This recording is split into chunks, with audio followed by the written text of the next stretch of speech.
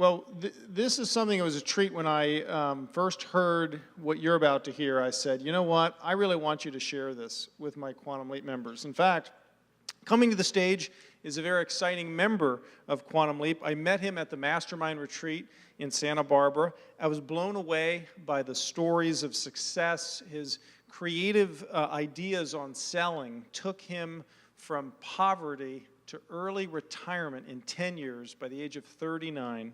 He's the author of The Basket of Opportunity. Please welcome from San Francisco, Rick Maher. Thank you. How's everybody doing? Good? I was dancing back there, I promise.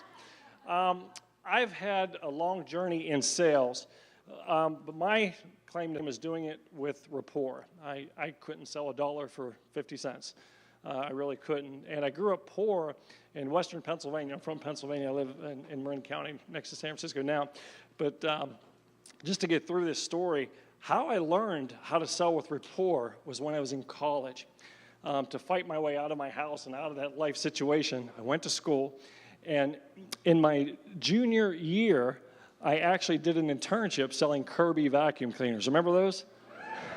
Pretty cool. Some of you probably still have them. The house will fall down, but that Kirby will still be there. Well, there was no 12-step selling program. I knew nothing. They were on your own. He said, see that house? Go offer free carpet shampoo, and that's how you get in. So I'm carrying these things around. It's mid-December. It's snowing outside. No money. It's just terrible.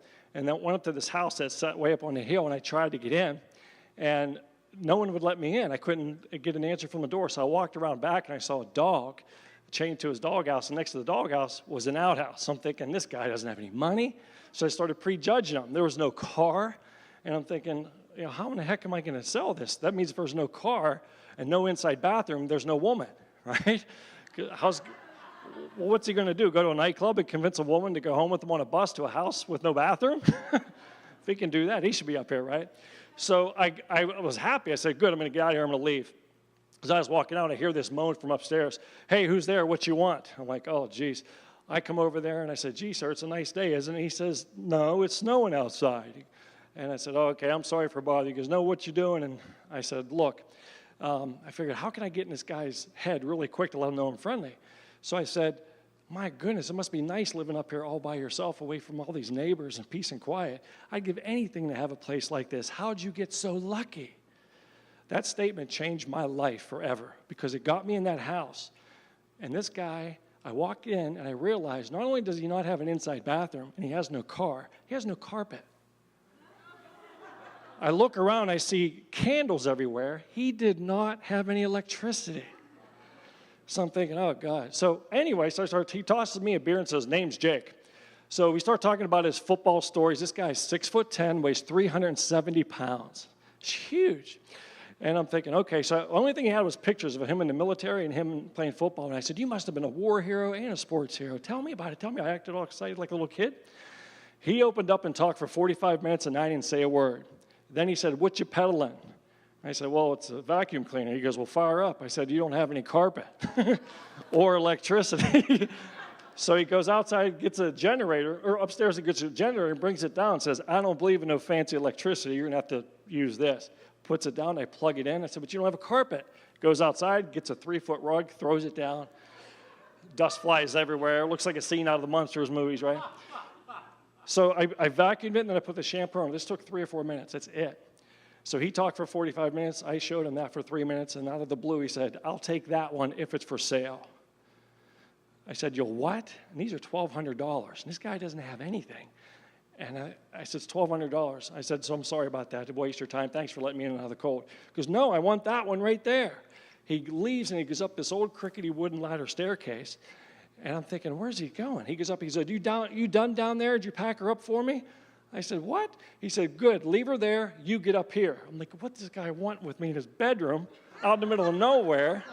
He's huge. If I scream, no one would hear it. So I'm thinking, what do I do? This was a big life decision. I was 21 years old. Never been in a cell situation before. I walk up the stairs. He's sitting on the bed, leaning against a table. There's his generator, and he had a refrigerator next to it. He said, come over here and take a look inside. He opens up the fridge. He says, take a closer look. I look in. He has stacks of cash. hundreds, fifties, and $20 bills. There was $450,000. This guy was loaded. He hated banks. He hated city slickers. He didn't like salesmen. And I completely misjudged him. He even said, Rick, you seem like a good feller. I can't count too good. Why don't you reach in there, grab your $1,200 to make your sale, take an extra 100, but if you take any more, he pointed to his gun, I'll know and I'll shoot you and no one will hear it. So I'm like 100, 1,000, 200. So I counted out and he walked me outside. He goes, I bet you never thought in a million years you'd be leaving that vacuum cleaner here with me. I said, no. I said, I'm so embarrassed. He put his arm around me. He said the words I never forgot. He said, never judge a man by his outhouse. He saw me going out there. So the lesson I learned from there was never sell the product. Sell yourself. It changed my life forever.